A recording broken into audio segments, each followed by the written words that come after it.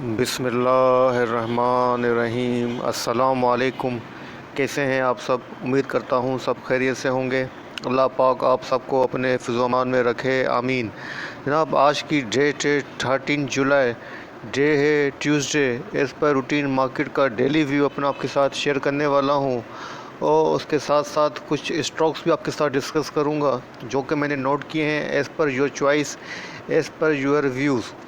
तो जिन लोगों ने मुझे कमेंट किए हैं उन लोगों के स्टॉक्स मैंने जो हैं वो नोट कर लिए हैं, उनको भी डिस्कस करूंगा और मार्केट के ऊपर इस पर रूटीन अपना व्यू शेयर करूंगा। तो आपके सामने मार्केट की समरी ओपन है। यहाँ पर आप देख सकते हैं मार्केट ने जो आज अपनी क्लोजिंग एडजस्ट की है 47,480 के पास की है। स्लाइटली पॉजिटिव क्लोजिंग एडजस्ट की है 33.41 के ऊपर मार्केट ने अपनी क्लोजिंग जो है वो एडजस्ट की है। जस्ट 33.41 पॉइंट मार्केट ने जो है वो इंक्रीज़ किए हैं, जो कि बनता है 0.0%। वॉल्यूम की बात की जाए जनाब, मार्केट के अंदर जो वॉल्यूम जनरेट हुए हैं वो 102.45 मिलियंस के वॉल्यूम लगे हैं, जो कि मार्केट के जो वॉल्यूम बनते हैं एवरेज वॉल्यूम उसके बिलो रहे हैं। 136.09 मिलियन बनते हैं 5 डेज़ का एवरेज वॉल्यूम, और तकरीबन 3 डेज़ से जो है 3 डेज़ से अगर मैं कहूँ कि लोवेस्ट वॉल्यूम लग रहे हैं। और आज के वॉल्यूम और कल के वॉल्यूम एक दूसरे के तकरीबन जो है सेम है और बिल्कुल कोई इससे बड़ा डिफरेंस नज़र नहीं आ रहा है। सेम जो कोई क्वांटिटी नज़र आ रही है वॉल्यूम्स की यस्टरडे और आज की। अगर कंपनीज़ की बात करें तो जनाब आपके सामने है यहाँ पर 47 कंपनीज जो अप रही हैं और जो डाउन रही हैं 44 रही हैं और जो अनचेंज रही हैं वो 9 कंपनीज रही हैं। अगर टॉप पॉइंट कंट्रीब्यूटर्स की और डिक्लाइनर्स की बात करें तो आपके सामने जनाब नंबर 1 पे जो रहा है आज भी PSS रहा है, जिसने 20.73 पॉइंट जो है वो ऐड किए हैं। उसके बाद तीसरा है जिसने तकरीबन 80.10 पॉइंट जो है ऐड किए हैं। उसके बाद थर्ड नंबर पर TRG पाकिस्तान है जिसने 16.16 पॉइंट जो है वो ऐड किए हैं। उसके बाद नंबर आता है BHL का जिसने 15.83 पॉइंट्स ऐड किए हैं। उसके बाद CPB का इसने 8.22 पॉइंट ऐड किए हैं। फिर MABL, FFC etcetera etcetera etcetera. अच्छा, टॉप डिक्लाइनर की बात करें तो आपके सामने नंबर 1 पे जो आ रहा है वो PPL आ रहा है जिसने -9.73 पॉइंट डिक्लाइन किए हैं। उसके बाद नंबर आता है MCB का जिसने -8.99 पॉइंट डिक्लाइन किए हैं। उसके बाद नंबर आता है जनाब केपको का जिसने -8.48 पॉइंट डिक्लाइन किए हैं। उसके बाद नंबर आता है OGDC का जिसने -6.69 पॉइंट डिक्लाइन किए हैं। उसके बाद Colgate, PSO, MFL etcetera etcetera etcetera.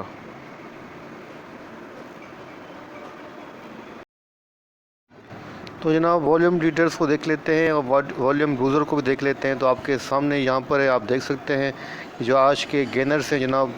Number 1 पे जो आ रहा है वो आ रहा है जनाब TPL। उसके बाद नंबर आ रहा है GGL का। उसके बाद नंबर आ रहा है FFL का। उसके बाद TPLP नंबर 1 पे आ रहा है लूज़र में, और WTL आ रहा है उसके बाद लास्ट में लूज़र में।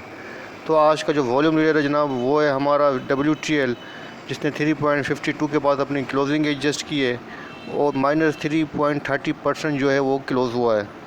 उसके बाद नंबर आता है जनाब GGL का जो कि 28.44 के पास क्लोज़ हुआ है और जिसने पॉजिटिव क्लोजिंग दी है 6.96% जो है वो हाई गया है। उसके बाद थर्ड में आता है TPL 22.72 के ऊपर क्लोज़ हुआ है, 7.47% जो है हायर गया है। उसके बाद नंबर है जनाब FFL का जिसने 21.33 के ऊपर अपनी क्लोजिंग दी है और 5.80% जो है वो हायर गया है। उसके बाद नंबर आता है जनाब TPLP का जिसने 35.90 के ऊपर अपनी क्लोजिंग एडजस्ट की है और माइनस डिक्लाइन किया है 7.47%। तो आज का वॉल्यूम लीडर है जनाब WTL। तो ये थे वॉल्यूम लीडर। अब बोर्ड मीटिंग्स को देख लेते हैं कि कल कौन सी बोर्ड मीटिंग्स हैं। तो जनाब इनसाइडर ट्रांजैक्शन को देख लेते हैं आज 13 जुलाई की कि आज कौन सी बड़ी ट्रांजैक्शन हुई है। तो आपके सामने नंबर 1 पे जो है BFL है, बैंक अल्फला।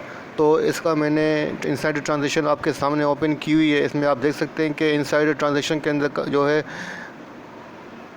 कंटिन्यू बाइंग के ऊपर है और इसके अंदर आज जो है नॉन एग्जीक्यूटिव डायरेक्टर ने तकरीबन 6 लाख शेयर की बाइंग की है। यहाँ पर आप देख सकते हैं 6 लाख शेयर की बाइंग हुई है 31.90 के ऊपर 31.90 के ऊपर अच्छी खासी बाइंग हुई है और आज ये स्टॉक पॉजिटिव भी रहा है।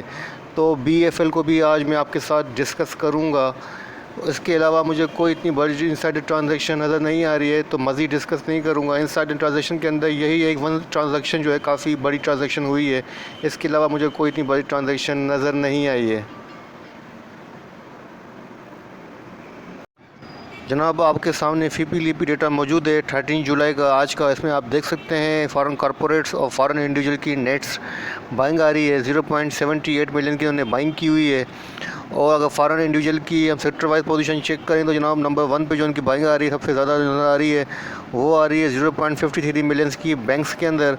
इसके अलावा जो उनकी बाइंग नज़र आ रही है वो सीमेंट सेक्टर के अंदर नज़र आ रही है 0.33 मिलियंस की।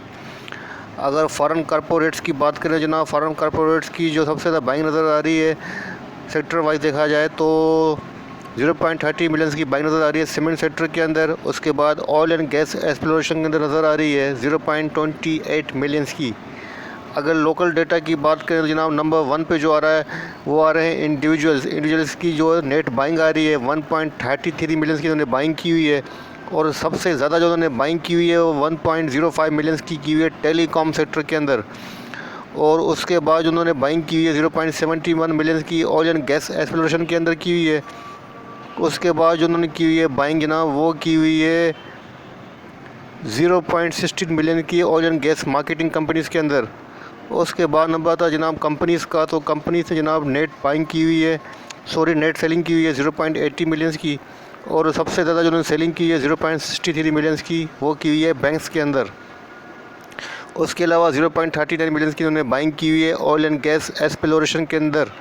उसके बाद नंबर आता है जनाब बैंक्स का, तो बैंक्स में जनाब जो नेट पोजीशन आ रही है उन्होंने नेट जो है वो बाइंग की हुई है 0.47 मिलियंस की उन्होंने बाइंग की हुई है। अच्छा नमाज, तो जनाब बैंक्स की जो है वो नेट बाइंग आ रही है 0.47 मिलियंस की उन्होंने बाइंग की हुई है। और सबसे ज़्यादा जो उन्होंने बाइंग की हुई है जनाब वो की हुई है 0.80 मिलियंस की फूड सेक्टर के अंदर। अच्छा, उसके बाद नंबर आता है जनाब म्यूचुअल फंड्स का, तो म्यूचुअल फंड्स की जनाब आज बाइंग है 0.98 मिलियंस की 0.99 मिलियंस की उन्होंने बाइंग की हुई है। और सबसे ज़्यादा जो उन्होंने बाइंग की हुई है जनाब वो की हुई है 0.57 मिलियंस की वो की हुई है जनाब बैंक्स के अंदर। उसके बाद उन्होंने सबसे ज़्यादा बाइंग की हुई है 0.53 मिलियंस की बाइंग की है, वो की है सीमेंट सेक्टर के अंदर। और इसके अलावा इनकी जो सेलिंग आ रही है जनाब वो टेलीकॉम सेक्टर के अंदर नज़र आ रही है 0.30 मिलियंस की उन्होंने सेलिंग की हुई है टेलीकॉम सेक्टर के अंदर। उसके बाद अदर्स इंस्टीट्यूट का नंबर आता है जिन्होंने नेट बाइंग की हुई है 0.06 मिलियन की। उसके बाद नंबर आता है ब्रोकर्स का, ब्रोकर्स ने जनाब नेट सेलिंग की हुई है 1.01 मिलियंस की उन्होंने सेलिंग की हुई है। और सबसे ज़्यादा जो उन्होंने सेलिंग की हुई है वो 0.71 मिलियंस की टेलीकॉम के अंदर की है। और उसके बाद जो उनकी बाइंग नज़र आ रही है जनाब वो 0.30 मिलियंस की बाइंग नज़र आ रही है ऑयल एंड गैस एक्सप्लोरेशन के अंदर। अच्छा, ऑयल एंड गैस एक्सप्लोरेशन के अंदर जो है इंडिविजुअल की भी बाइंग है और कंपनीज़ की भी बाइंग है। और इसके अलावा जनाब ब्रोकर्स की भी बाइंग है और फॉरेन कॉरपोरेट्स और फॉरेन इंडिविजुअल्स की भी बाइंग है। मतलब अगर आज मैं बात करूं तो ऑयल एंड गैस एक्सप्लोरेशन के अंदर जो है अच्छी खासी बाइंग हुई है। और आपके सामने ऑयल एंड गैस के जो मेन कंपनीज़ हैं OGDC और PPL वो माइनस के अंदर हैं, तो आज हम OGDC और PPL को भी ज़रूर डिस्कस करेंगे। तो उसके बाद नंबर आता है जनाब इंश्योरेंस कंपनीज़ का, तो इंश्योरेंस कंपनी जनाब 1.80 मिलियंस की नेट सेलिंग की हुई है, सेलिंग के ऊपर हैं। और इनकी जो सबसे ज़्यादा सेलिंग नज़र आ रही है ऑयल एंड गैस एक्सप्लोरेशन के अंदर नज़र आ रही है 1.28 मिलियंस की 1.28 मिलियंस की उन्होंने नेट सेलिंग की हुई है ऑयल एंड गैस एक्सप्लोरेशन के अंदर। उसके बाद जो उनकी सबसे ज़्यादा सेलिंग नज़र आ रही है वो नज़र आ रही है 0.52 मिलियंस की बैंक्स के अंदर। ठीक है जनाब, ये हो गया FIPLIPI डेटा आपके साथ डिस्कस कर लिया। अब देखता हूँ अगर ओपन इंटरेस्ट मौजूद है तो ओपन इंटरेस्ट आपके साथ डिस्कस कर लेता हूँ।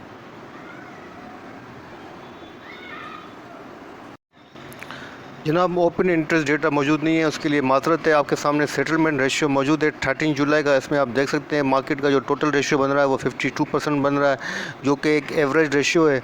और सबसे ज़्यादा जो रेशियो नज़र आ रहा है जनाब वो नज़र आ रहा है सिटी फार्मा का, CPHL का 73%। काफ़ी अच्छा रेशियो है, काफ़ी अच्छा रेशियो है 73%। तो उसके बाद नंबर पर नज़र आ रहा है जनाब सबसे बड़ा रेशियो नज़र आ रहा है वो TPLP का 57% अच्छा रेशियो है। उसके बाद TPL का 46% है, FFL का 46% है और उसके बाद नेट सोल का 44% रेशियो है। जनाब ये था सेटलमेंट रेशियो जो आपके साथ डिस्कस किया है। अब चलते हैं जनाब बिना देर के हमारे चार्ट की तरफ, देखते हैं चार्ट के ऊपर क्या पोजीशन बन रही है।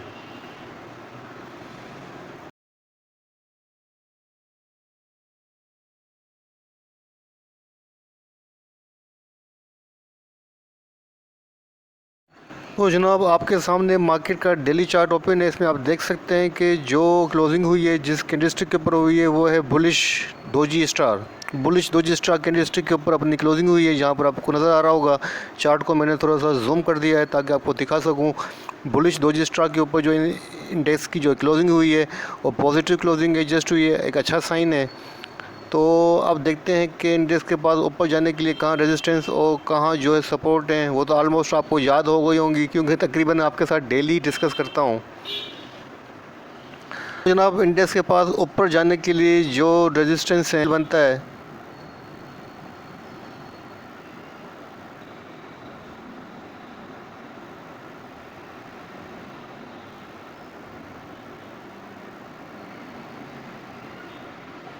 47,800 के अराउंड इंडेक्स के पास फर्स्ट रेजिस्टेंस है। और उसके बाद जो इंडेक्स के पास बनती है जनाब रेजिस्टेंस वो ये लेवल बनता है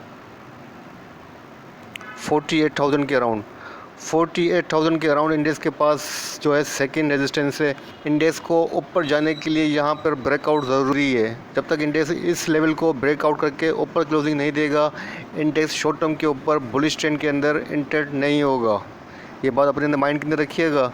और जैसा कि आपको बता चुका हूँ कि इंडेक्स के पास जो सपोर्ट बनती है ना, फर्स्ट सपोर्ट तो यहीं बनती है 47,291 के अराउंड। 47,200 से लेके 300 के अराउंड इंडेक्स के पास फर्स्ट सपोर्ट है। और उसके बाद जो इंडेक्स के पास सपोर्ट बनती है ना वो यहाँ बनती है 47,071 से लेके 36। 47,071 से लेके 36 की जो है इंडेक्स के पास सेकंड सपोर्ट है।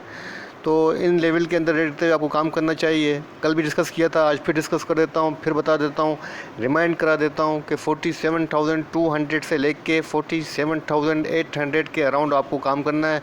और इन्हीं तकरीबन 600 से 800 पॉइंट के अंदर आपके बीच बैठ के काम करना है। बाकी मार्केट की पोजीशन आपके सामने है। शॉर्ट टर्म के ऊपर मार्केट की पोजीशन रेंज बाउंड है। RSI और MACD चेक करने की ज़रूरत नहीं है, दोनों स्टिल वीक हैं। तो बिना देर किए अब हम अपने स्टॉक डिस्कस कर लेते हैं क्योंकि कुछ लोगों ने, कुछ भाइयों ने, दोस्तों ने मुझे हुक्म किया है कि कुछ स्टॉक्स डिस्कस करूं। तो व्यूअर्स की जो चॉइस है उसके हिसाब से जो पहला स्टॉक है जनाब वो मेरे पास आ रहा है नेटसोल। तो नेटसोल का डेली चार्ट आपके सामने ओपन कर लेता हूँ।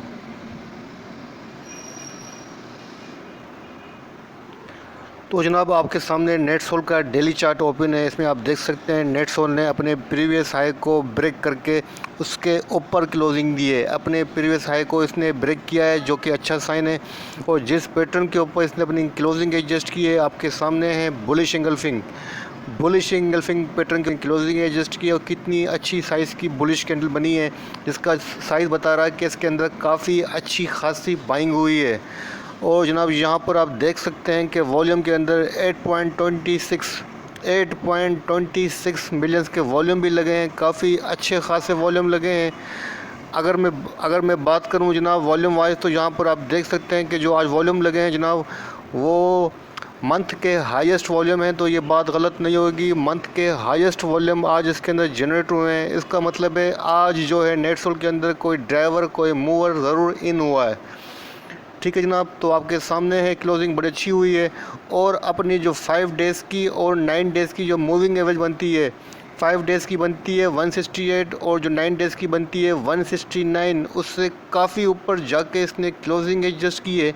एक ही दिन के अंदर इतना बड़ा चेंज नज़र आया है जनाब नेटसोल के अंदर। तो मेरे हिसाब से नेटसोल ने काफ़ी अच्छी खासी स्ट्रेंथ के अंदर जो अपनी क्लोजिंग एडजस्ट की है। हम मज़ीद इसकी RSI और MACD को चेक कर लेते हैं।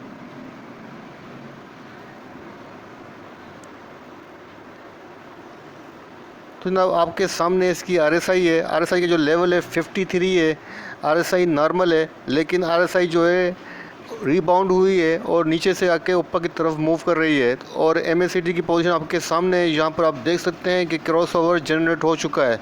यहाँ पर आपके सामने है कि बुलिश क्रॉसओवर जनरेट हो चुका है और ये कि एक अच्छा साइन है और एक पॉजिटिव साइन है।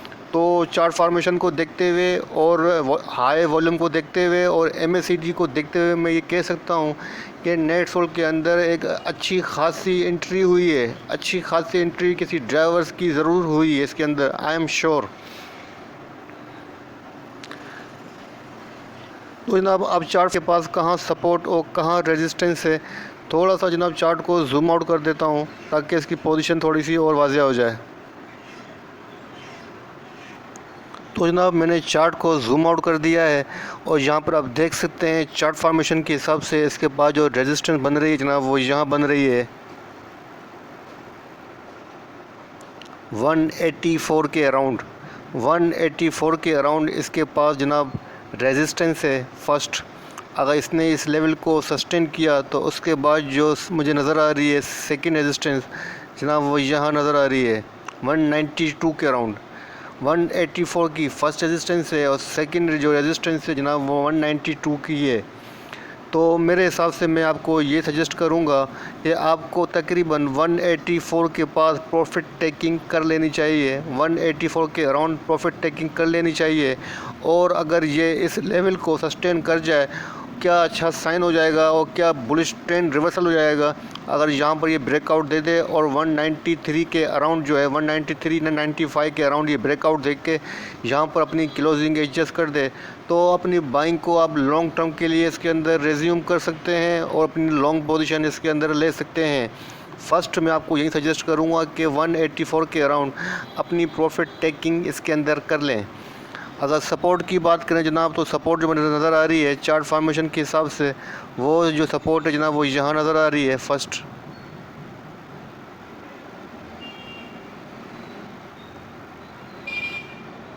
वन 162 के अराउंड इसके पास सपोर्ट है और उसके बाद जो इसके पास नज़र आ रही है सपोर्ट जनाब मुझे जो नज़र आ रही है चार्ट फॉर्मेशन के हिसाब से वो यहाँ नज़र आ रही है 157 की। तो 162 की इसके पास फर्स्ट सपोर्ट है और जो सेकंड सपोर्ट है जनाब वो 157 के अराउंड है।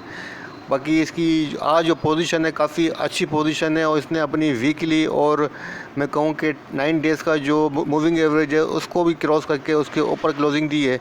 एक ज़बरदस्त साइन है और एक अच्छे ट्रेंड के अंदर ये इंटर्ड हो चुका है। ठीक है जनाब, ये हो गया नेट सोल। अब सेकंड जो मेरे पास स्टॉक है जनाब वो है जनाब PPL। तो PPL को चेक कर लेते हैं। तो जनाब PPL का डेली चार्ट आपके सामने ओपन है। यहाँ पर आप देख सकते हैं कि PPL ने जो अपनी क्लोजिंग एडजस्ट की है 85.40 के पास नेगेटिव क्लोजिंग एडजस्ट की है और बेरिश डोजी कैंडल के ऊपर इसने अपनी जो क्लोजिंग एडजस्ट की है और अपने 5 डेज़ और 9 डेज़ का जो मूविंग एवरेज है उसके बिलो ट्रेड कर रहा है।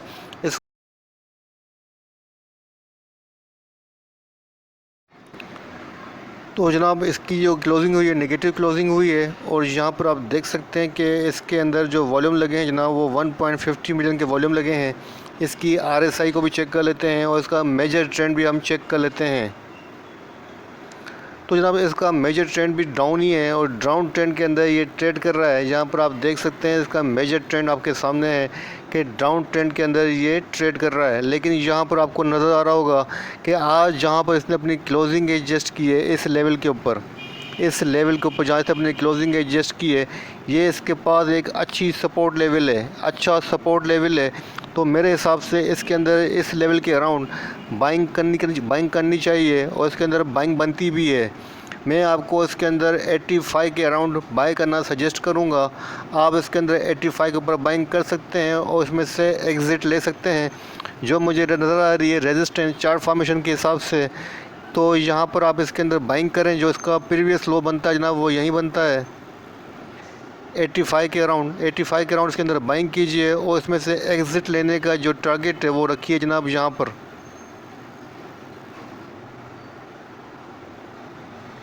87 तक 86.82 से लेके 87 तक ये आपको गेन दे सकता है। अच्छी सपोर्ट के पास है, इसका मेजर ट्रेंड डाउन है लेकिन अभी इसने अपनी सपोर्ट के पास क्लोजिंग एडजस्ट की है। यहाँ से आपको तकरीबन ये 2 से 3 रुपये की गेन दे सकता है 85 से लेके 87 के अराउंड। इसकी RSI और MACD को चेक कर लेते हैं।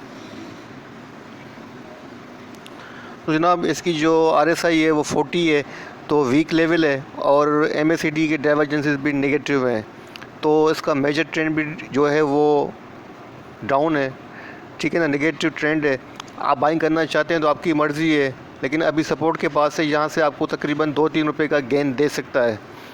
ठीक है जनाब, तो ये हो गया हमारा सेकंड स्टॉक PPL, और थर्ड स्टॉक तो जनाब मेरे पास OGDC के लिए रिक्वेस्ट थी, तो OGDC को चेक कर लेते हैं। तो जनाब OGDC का जो डेली चार्ट आपके सामने ओपन है। OGDC ने जो अपनी क्लोजिंग एडजस्ट की है 94.24 के पास की है, और जो अपने 5 डेज़ और 9 डेज़ का जो मूविंग एवरेज है उसके बिलो ट्रेड कर रहा है।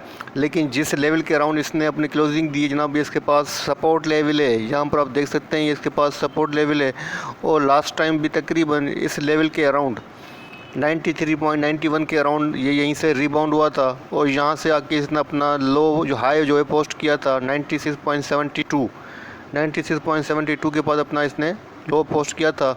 और जिस कैंडलस्टिक के ऊपर इसने अपनी क्लोजिंग दी ना, वो है स्पिनिंग टॉप के ऊपर इसने अपनी क्लोजिंग एडजस्ट की है। तो मेरे हिसाब से इसको मेजर ट्रेंड चेक कर लेते हैं कि इसका मेजर ट्रेंड क्या कहता है। चार्ट को थोड़ा सा जूम आउट कर देता हूँ ताकि इसका मेजर ट्रेंड भी हमारे सामने आ सके, ताकि हमें आसानी रहे।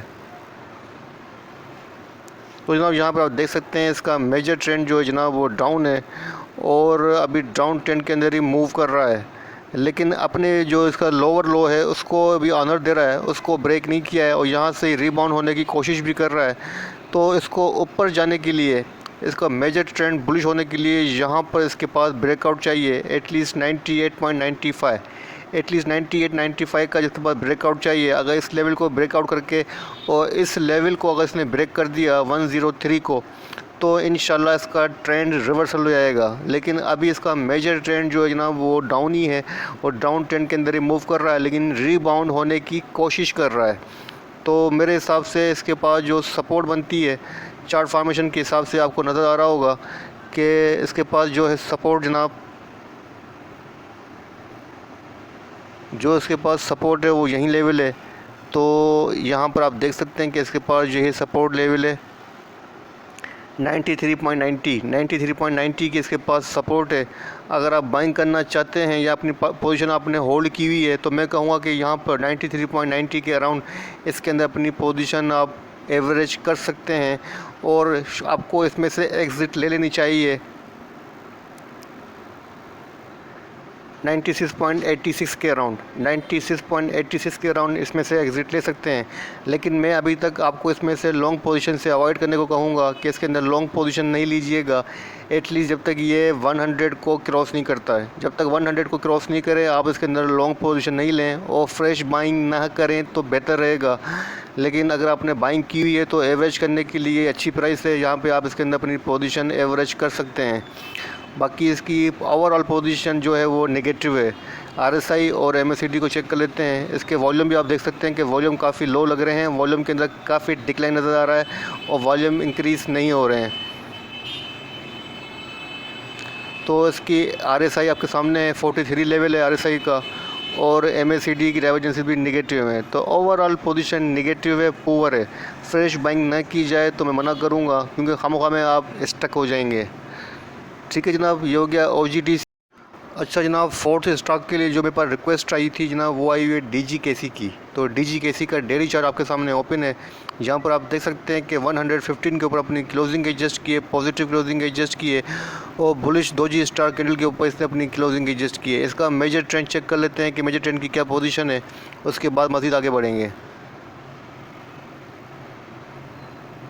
तो जनाब यहाँ पर आपके सामने है इसका ट्रेंड जो मुझे नज़र आ रहा है जनाब, वो नज़र आ रहा है रेंज बाउंड पोजीशन के अंदर रहते हुए ये ट्रेड कर रहा है जनाब। तो यहाँ पर आप देख सकते हैं कि ये इसका जो है हायर बनता है 126 के राउंड बनता है, और जो इसका लोअर बन रहा है जनाब टेम्प्रेरी तौर के ऊपर, वो बन रहा है 114 के अंदर, 114 के अराउंड इसका टॉप बॉटम बनता है। तो ये रेंज बाउंड पोजीशन के अंदर ट्रेड कर रहा है, साइड वे के अंदर ट्रेड कर रहा है। इसका मेजर ट्रेंड जो है वो साइड वे के ऊपर है। तो मैं यहाँ पर अगर देखूँ तो इसकी जो क्लोजिंग हुई है जनाब वो अपनी सपोर्ट के पास है। यहाँ पर आप देख सकते हैं, मैं कुछ नहीं कह रहा हूँ, अपनी तरफ से चार्ट के ऊपर नज़र आ रहा होगा आपको कि अपनी सपोर्ट के पास ही इसने अपनी क्लोजिंग एडजस्ट की है, अपनी सपोर्ट को ही ऑनर दे के पॉजिटिव क्लोजिंग दी है। तो मेरे हिसाब से अगर आप इसके अंदर बाइंग करना चाहते हैं तो ये इसका एक अच्छा लेवल है बाइंग का, यहाँ पे आप इसके अंदर बाइंग कर सकते हैं। जहाँ पे इसे अपनी क्लोजिंग एडजस्ट की है, इसका बाइंग लेवल है और इसके अंदर यहाँ पे आपको थोड़ा सा गेन आ सकता है, एटलीस्ट 119 तक का गेन आ सकता है। जब तक ये इस लेवल को क्रॉस नहीं करे शॉर्ट टर्म के ऊपर, जब तक इस लेवल को ये क्रॉस नहीं करता है, ब्रेकआउट नहीं देता है, जो कि बनता है 122 के अराउंड, 122 के अराउंड शॉर्ट टर्म के ऊपर यहाँ पर ब्रेकआउट चाहिए ऊपर जाने के लिए और बुलिश ट्रेंड के अंदर आने के लिए। शॉर्ट टर्म के ऊपर 122 का ब्रेकआउट चाहिए। ठीक है जनाब, तो इसकी जो पोजीशन है वो रेंज बाउंड है, साइड वे के अंदर ट्रेड कर रहा है। इसकी RSI और MACD दिखा देता हूँ आपको। तो इसकी RSI आपके सामने है, RSI का लेवल 38 है, वीक RSI है। MACD की जो डाइवर्जेंसीज हैं आपके सामने नेगेटिव है। तो ओवरऑल पोजीशन पुअर है, कोई इतनी अच्छी खासी पोजीशन नहीं है। तो मेरी तरफ से इसके अंदर बाइंग नहीं करे तो बेहतर है। अगर बाइंग की हुई है तो मजबूरी है होल्ड करना, लेकिन अगर फ्रेश बाइंग नहीं करें, अवॉइड करें तो ज़्यादा बेहतर रहेगा, क्योंकि हमें हमेशा ट्रेंडिंग स्टॉक के अंदर एंटर होना चाहिए। ऐसे स्टॉक के अंदर एंटर नहीं होना चाहिए जो डाउन ट्रेंड के अंदर मूव करने वाले हों। तो इसकी पोजीशन मुझे बेहतर नहीं लग रही है फ्रेश बाइंग के लिए, इसलिए मैं आपको इसके अंदर फ्रेश बाइंग से अवॉइड करने को ही कहूँगा। अगर बाइंग की हुई है वो करना चाहते हैं, आपकी मर्ज़ी है, as per your choice, as per जो विश है, तो अपनी सपोर्ट के पास है, यहाँ पर हम बाइंग बेशक कर सकते हैं और यहाँ पर आपको गेन मिल सकता है 190 तक का। लेकिन मैंने आपको पहले कह दिया है कि इसको आपको यहाँ पर ब्रेकआउट चाहिए। जब तक ये अपना यहाँ पर ब्रेकआउट नहीं देता है 122 के अराउंड जब तक ब्रेकआउट नहीं देता है, अपनी पोजीशन इसके अंदर होल्ड नहीं कीजिएगा। स्पार्क आए, स्ट्रेंथ ले तो एग्ज़िट लीजिएगा। ठीक है जनाब, ये हो गया DGKC। अब जनाब मेरे पास, अब मैं अपनी तरफ से आपके साथ एक स्टॉक डिस्कस करूंगा एज़ पर माय चॉइस। अब ये 4 स्टॉक तो आपके थे, जो आपके व्यूअर्स की चॉइस थी, वो डिस्कस किए हैं। PPL, OGDC, नेटसोल, DGKC आपकी चॉइस थी। अब मेरा स्टॉक और मेरी चॉइस सिर्फ एक स्टॉक है, वो है BFL, बैंक अल्फला। उसको डिस्कस करूँगा, उसको चेक करते हैं। तो जनाब आपके सामने बैंक अल्फला का डेली चार्ट ओपन है। यहाँ पर आप देख सकते हैं कि स्टॉक ने जो अपनी क्लोजिंग एडजस्ट की है 331.96 के पास की है, और जो उसका 9 डेज़ का मूविंग एवरेज बनता है 31.75, उसके अबाउट ट्रेड कर रहा है। अगर मैं इसका मेजर ट्रेंड चेक करूँ तो जनाब आपके सामने इसको मेजर ट्रेंड को थोड़ा सा चार्ट को जूम आउट कर देता हूँ ताकि इसका मेजर ट्रेंड आपके सामने रख सकूँ।